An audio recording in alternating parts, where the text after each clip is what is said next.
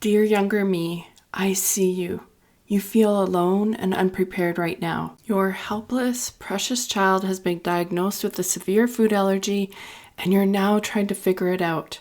You've already seen the power this disease has when your sweet child became swollen beyond recognition with hives, redness, and itchiness.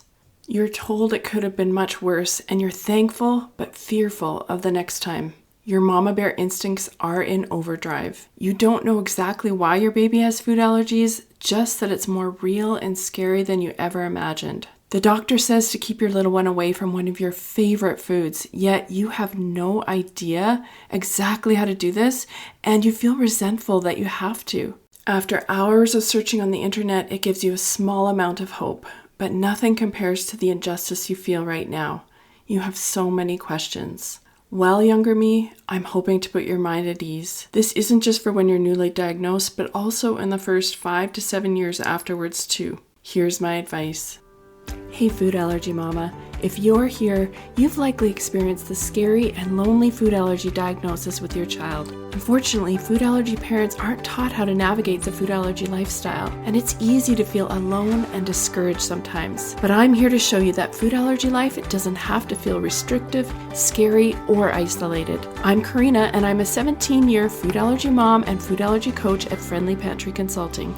I specialize in making food allergy life safer and less worrisome for food allergy families like yours. I'm not perfect, but over 17 years, I've learned a lot the hard way, and I'm sharing the secrets and resources you won't hear anywhere else that will help you feel confident living with food allergies faster and easier than I did. From introducing allergens, travel, navigating school, and educating friends and family, this podcast will give you the essential tips and strategies you need to help your food allergy child and family thrive. Welcome to the show. Okay, so I wanted to kind of put this into the frame of what I would teach myself, my younger self, if I could go back in time.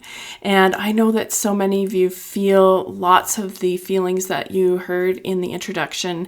And I just wanted to let you know that I know what it's like and I remember what it's like. So I want to share what I am sharing today as something that I wish I could have told myself in the first 5 to 7 years after diagnosis. So that's where I'm coming from. There's going to be 8 things. So let's start with the first one. The first one is to learn about living with food allergies from a trusted source. And I know that it's easy to feel like you can do it all on your own, but this life is time-consuming, stressful, and lonely. It's so important to find a guide who has gone before you to help you through not only things you need to know, but the emotions that come with it and the lifestyle too. If you're here and listening and you're newly diagnosed within the last year, I really want you to grab my free checklist for living with food allergies. It's got the 14 most important things to do after your child is diagnosed, and I will post a link in the show notes. If you're not newly diagnosed, you are in the right spot too. I'll share essential tips and tricks I've learned after 17 years so you don't have to learn everything the hard way. Okay, the second thing I would love to tell my younger self is that trying new foods and allergens is important. Don't avoid it. Believe me when I say that it's hard to get back on that horse after a reaction to a new food or to an allergen.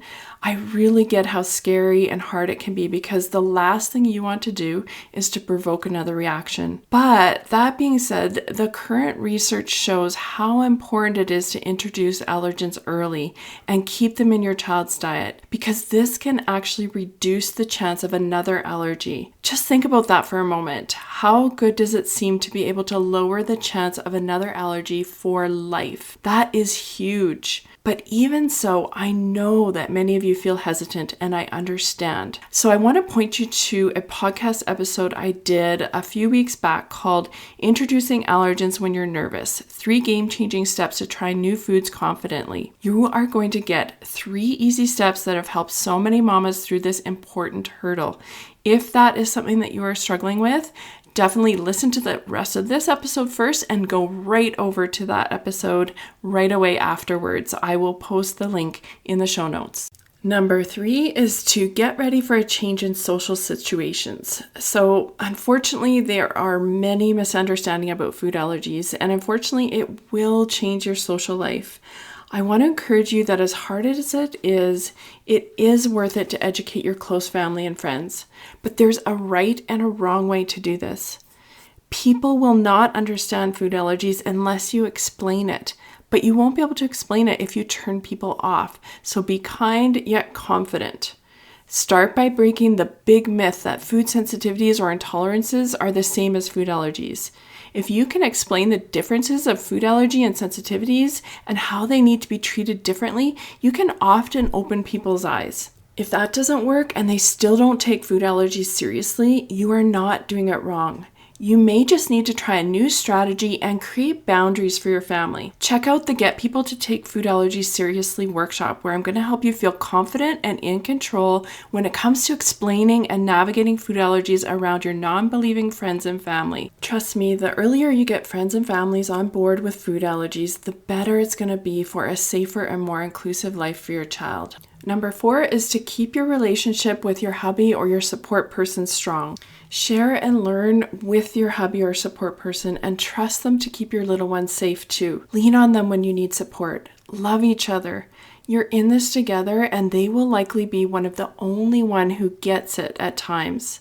The next one is to give grace for the extra time food allergies take. Understand that it isn't possible to quickly run to the grocery store because it takes extra time, especially because it's important to read every label every time. You'll need to focus more time on food than you ever imagined. At first, label reading is going to be overwhelming because it seems like the allergen is in everything.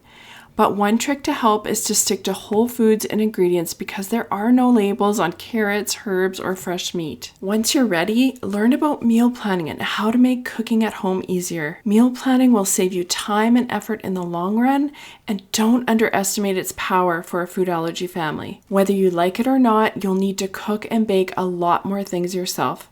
This can either make you or break you. Buy good quality tools to make your life easier and make cooking and baking more enjoyable. You may love baking or cooking now, but after a few years of substituting and cooking, it's going to take a toll. Find ways to be inspired. You can learn about food allergy cooking and meal planning and everything that it does to help you as a food allergy family with my 90-minute variety booster. This has not only a month of allergy-friendly meal recipe ideas, but it's also got all of the tips and tricks you need to start meal planning to make food allergy cooking much easier on your life. Number 6 is to know that all the extra steps you need to take for food allergy safety can actually be simplified and made easier with good systems. You know, all the things needed to manage food allergies seem to take an obscene amount of time. Between the cooking, the trial and error, the emails for parties, label reading, and safety checking, it's a lot. It's easy to feel like this is just the way it is,